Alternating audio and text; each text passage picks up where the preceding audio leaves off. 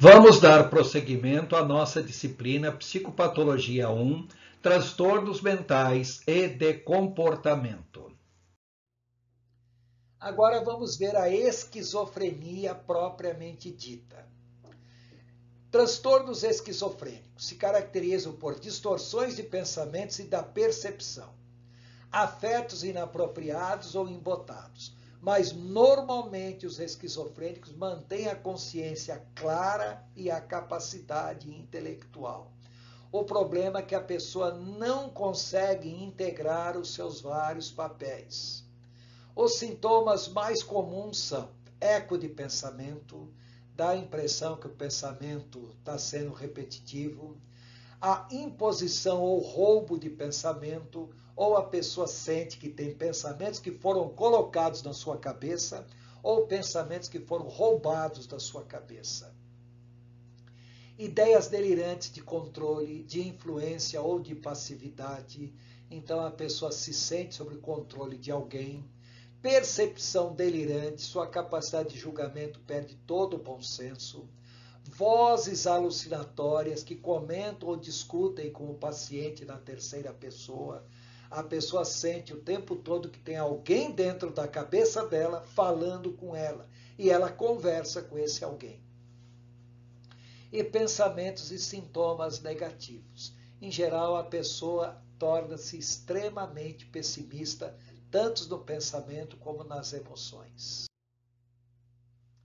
Existem vários tipos de esquizofrenia, então vamos ver primeiramente a esquizofrenia simples. Simples não é porque ela seja pouco significante, é simples porque só se manifesta a esquizofrenia propriamente dita, mas não se manifestam os sintomas esquizofrênicos, mas há a excentricidade de comportamentos, incapacidade de responder aos relacionamentos sociais, declínio geral do desempenho, embotamento do afeto e perda da vontade, perda da volição.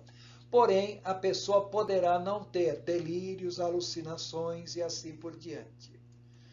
Existe a esquizofrenia paranoide, que além da esquizofrenia, a pessoa é tomada por um forte pensamento e sentimento de perseguição. Então a pessoa apresenta ideias delirantes permanentes e frequentemente relacionadas à perseguição. Apresenta alucinações, principalmente alucinações auditivas, achando que todo mundo está tramando contra ela. Perturbação das percepções, ou seja, a sua capacidade de ver, ouvir, sentir, estão profundamente alterados, por isso que ela tem alucinações. Raramente ocorrem alterações de afeto, vontade, linguagem e sintomas catatônicos, mas podem ocorrer sim, e não são assim tão difíceis, embora não sejam tão frequentes. Temos ainda a esquizofrenia hebefrênica. Hebe quer dizer jovem, então hebefrênica porque é características em pré-adolescentes, adolescentes e adultos jovens, onde há uma perturbação acentuada dos afetos. Pensamentos desordenados, ideias delirantes, alucinações e fala incoerente. A pessoa pode apresentar um comportamento irresponsável e imprevisível, e maneirismos os mais diversos, como vícios, gestos e manias peculiares a cada indivíduo, além de isolamento social e perda da vontade. Tem ainda a esquizofrenia catatônica. A principal característica agora são os distúrbios psicomotores, aonde as pessoas alternam desde a hipercinesia, quer dizer, movimento rápido e exagerado, até o estupor, paralisia parcial, ou de obediência automática a não obediência. Ou a pessoa é extremamente submissa e obediente e, de repente, toma uma postura de total desobediência. E muitas vezes, nessa catatonia, a pessoa pode manter atitudes e posturas bizarras por longo período de tempo, como perna cruzada, ficar equilibrado numa perna só, movimentos de paralisias dos braços ou em alguma outra parte do corpo que causaria grande incômodo, mas a pessoa fica por tempo prolongado nessa posição, nesta situação. E tem ainda a esquizofrenia residual. No caso, é aquele tipo de esquizofrenia que acompanha após grandes episódios de esquizofrenia. A pessoa pode apresentar lentidão psicomotora e hipoatividade, uma lentidão muito grande, uma pequena capacidade de movimento, embotamento afetivo, uma confusão afetiva muito grande, passividade e falta de iniciativa, fala reduzida e desconexa, pouca comunicação não verbal, ou seja, a pessoa até fala, mas não consegue apresentar expressão facial, contato ocular, modulação de voz e gestos. Sua fala, em geral, é baixa e muito monótona. E falta de cuidados pessoais e desempenho social disfuncional. A pessoa torna-se relaxado quanto a fazer barba, quanto a tomar banho, quanto a se limpar, trocar de roupa, sem contar que seu convívio social fica extremamente reduzido e é muito difícil conviver com uma pessoa nesta situação. Bom, agora vamos falar sobre os transtornos de personalidade e do comportamento adulto. São transtornos sem causas orgânicas específicas e muitas vezes relacionados a alterações sexuais. O que interessa é que esses transtornos podem apresentar alterações da estrutura da personalidade do indivíduo, ocasionando padrões comportamentais anormais e permanentes, que vão da timidez ou sensibilidade excessivas e retraimento, ou excentricidade, até mesmo bloqueios de convívio social. A pessoa apresenta comportamentos realmente inexplicáveis.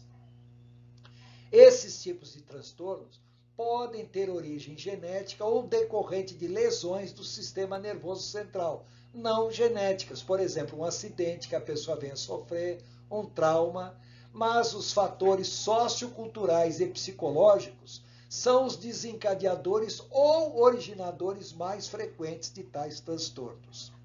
Os portadores são pessoas egocêntricas, querem tudo para si e não se sentem responsáveis pelos seus atos ou por compromissos com outras pessoas. Normalmente não apresentam reações ansiosas, típicas das neuroses e comuns também nas psicoses. São pessoas muitas vezes até mesmo frias e não manifestam emoções de maneira tão fácil. Entre esses, podemos mencionar os transtornos de hábitos e impulsos. Então, a pessoa apresenta atos repetidos e incontroláveis e vão contra os interesses do próprio portador e de outras pessoas. Então, por exemplo, podemos mencionar transtorno explosivo e intermitente, impulso que leva a adotar um comportamento explosivo, briguento sem que haja necessidade de uma provocação.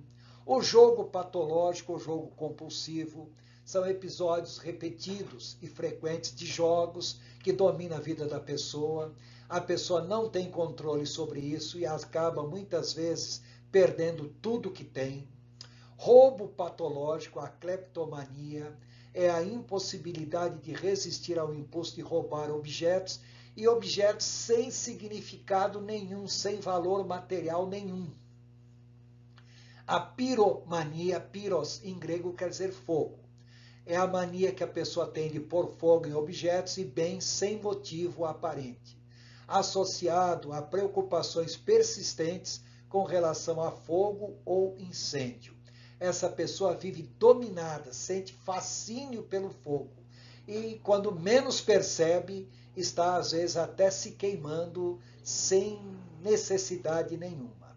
E temos ainda a tricotilomania, que é a perda de cabelo causada por um impulso irresistível de arrancá-lo. Então é arrancar cabelo e muitas vezes a tricotilomania é acompanhada pela tricotilofagia. A pessoa arranca o pelo do corpo, cabelo e come. Então é a tricotilofagia. Ainda nesses tipos de transtornos, nós temos transtornos de identidade, preferência e orientação sexual. A sexualidade é influenciada por fatores filogenéticos, sociogenéticos, psicológicos e ontogenéticos.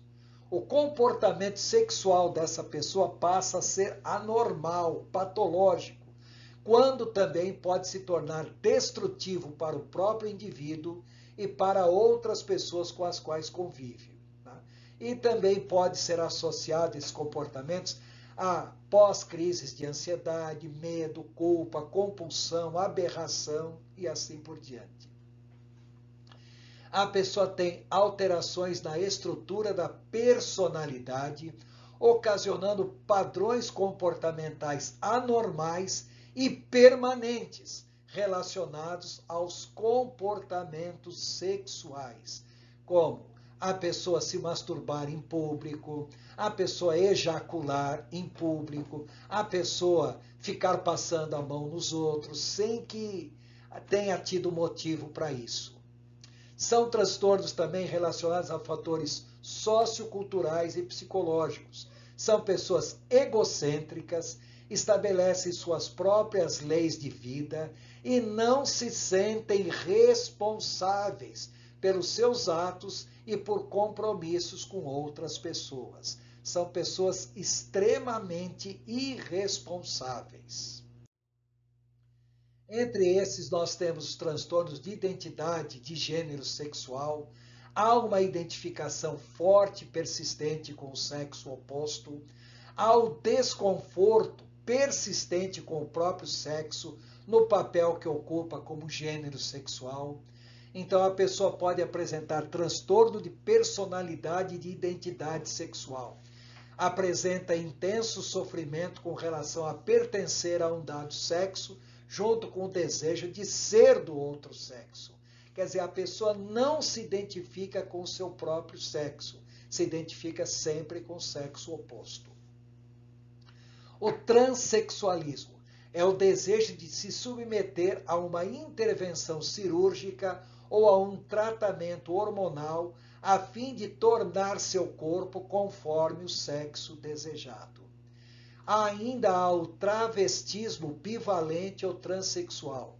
É o desejo de usar vestimentas do sexo oposto, de modo a satisfazer a experiência, mesmo que seja temporária, de pertencer ao sexo oposto, mas sem o desejo da alteração sexual permanente, através de uma alteração cirúrgica.